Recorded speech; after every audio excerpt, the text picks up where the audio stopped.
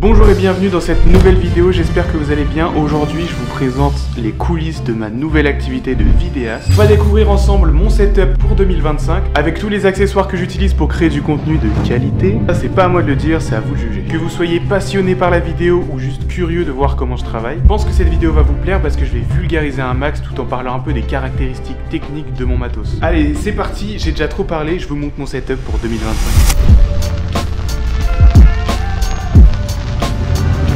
Bon, on va commencer avec une partie bien importante puisqu'on va parler de mon boîtier, ou ma caméra, comme vous voulez. Mais nous, en vidéo, on appelle ça un boîtier. Alors pour ceux qui me suivent sur Instagram, vous avez dû le voir en avant-première, mais mon boîtier, c'est une Sony FX30. On est sur un capteur format APS-C Super 35, donc pour ceux qui connaissent pas, c'est un capteur de taille moyenne, on va dire. On est sur un capteur 6K downsizé à de la 4K. Ça veut dire qu'on a de la 4K, mais de super bonne qualité, quoi. Bref, c'est vraiment le boîtier parfait pour la création de contenu et pour les vlogs un peu cinématiques. Enfin bref, ça je vous en parle pas tout de suite. Pour le format de couleur, on peut aller jusqu'en 4:2 10 bits. Pour ceux qui connaissent pas, en gros ça veut dire qu'on peut capter énormément de couleurs par rapport aux autres caméras, plutôt par rapport aux caméras un peu plus bas de gamme on va dire, ce qui fait que pour la colorimétrie on est vraiment plus à l'aise. Oh j'ai chaud.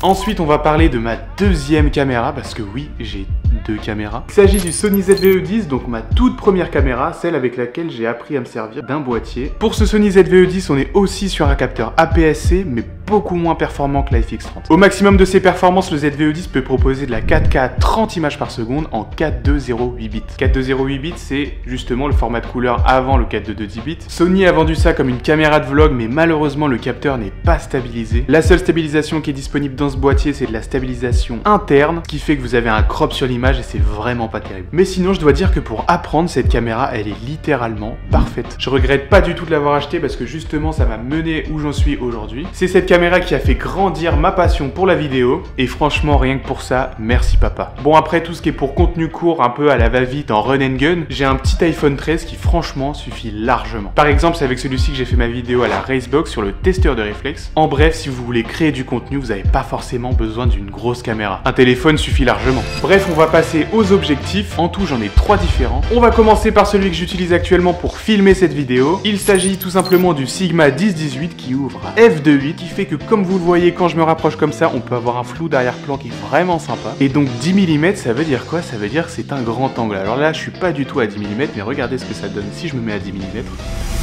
Voilà, on voit toute la pièce. On a l'impression que je vis dans un palace tellement c'est grand. Mais bon, vous voyez un peu le rendu grand angle. Franchement, moi je trouve que ça rajoute vraiment du peps à une vidéo. Il y a cette impression de grandeur, de vitesse, je sais pas, j'adore.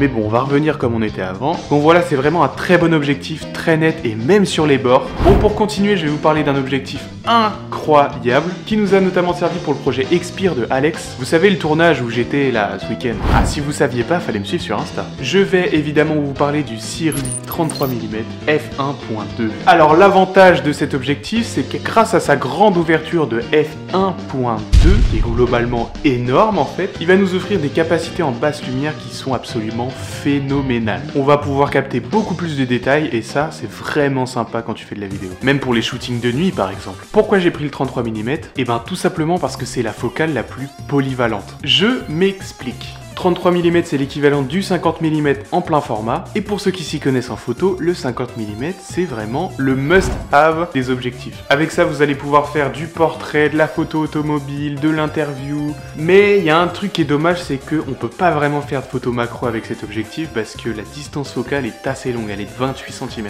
Attention avec cet objectif à pas ouvrir trop grand parce que vous pourriez avoir de l'aberration chromatique sur les bords. Ah oui, ce que je vous ai pas dit, c'est que cet objectif il a un autofocus. En tant que créateur de contenu, c'était vraiment obligatoire pour moi. Et je dois dire qu'il est plutôt performant. Franchement, Sirui, vous avez géré. Bon voilà, je pense avoir parlé de toutes les caractéristiques du Sirui 33 mm. En termes de retour par rapport à cet objectif, tout ce que j'ai à vous dire, c'est que c'est un immense rapport qualité-prix. On est sur un objectif à 300 € si je me rappelle, tandis que chez la concurrence, ces objectifs-là, on les trouve à 600, 700 €. Donc franchement, Sirui, vous avez géré. Ensuite, on va passer à mon objectif le plus cher de toute ma collection, celui qui me permet de faire des plans absolument incroyables sur ma excellente orchidée. Si vous n'avez pas vu cette vidéo, c'est sur TikTok. Bref, on va parler du Sony 90 mm f2.8 macro. C'est un objectif de la gamme G chez Sony, donc on est vraiment sur un objectif haut de gamme. Là, on est sur un objectif que seuls les confirmés en vidéo peuvent utiliser, parce que oui, il y a vraiment énormément d'options sur cet objectif. On est sur un objectif qui ouvre à f2.8, ce qui est franchement pas mal pour de la macro. Et il y a un truc qui est incroyable avec cet objectif, c'est qu'il a un autofocus. Et pour les vidéos macro, c'est vraiment intéressant pour le coup. Bon bref, en termes de netteté, cet objectif est littéralement parfait, aucune aberration chromatique. On est sur un 90 mm, donc pas de distorsion. Un autofocus hyper compétent, et surtout un flou d'arrière-plan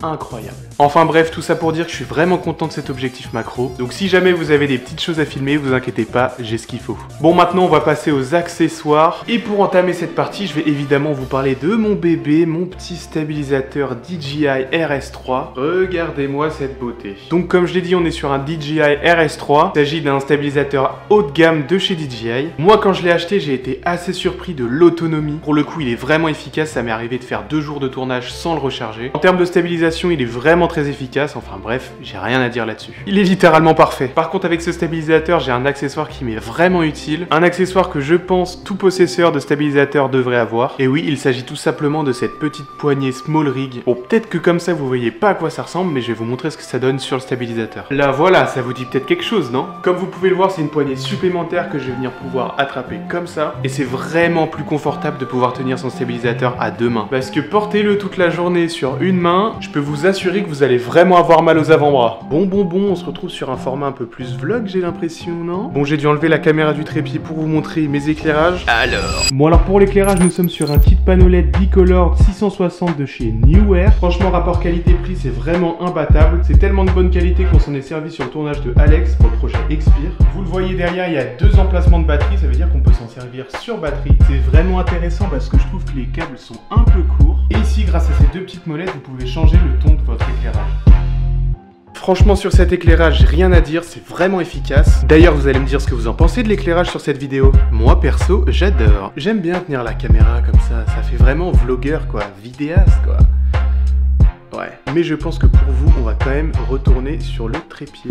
Bon, voilà, c'est mieux comme ça. On va pouvoir continuer avec le setup son, celui avec lequel j'enregistre cette vidéo. On est donc sur un Rode VideoMic Go 2. Il s'agit d'un micro-canon orienté vlog de chez Rode. Et franchement, rien à dire, super efficace. Enfin, rien à dire. J'ai quand même un petit souci avec ce micro, je vais vous le montrer. C'est cette petite molette qui me défonce les doigts à chaque fois que je veux le mettre sur cette caméra. C'est insupportable. Rode, qui a inventé ça, s'il vous plaît? C'est pas ergonomique. Ou alors, je sais juste pas m'en servir. Mais Rode, par pitié, arrêtez ça. On va continuer avec un accessoire indispensable si vous filmez en extérieur. Je parle bien évidemment du filtre ND.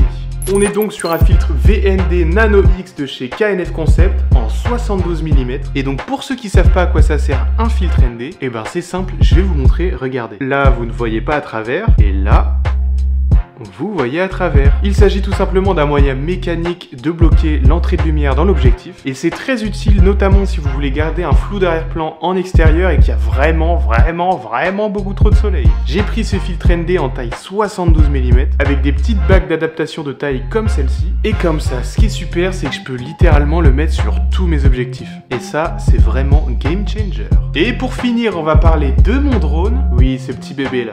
Donc on est sur le Hanafi de chez Parrot.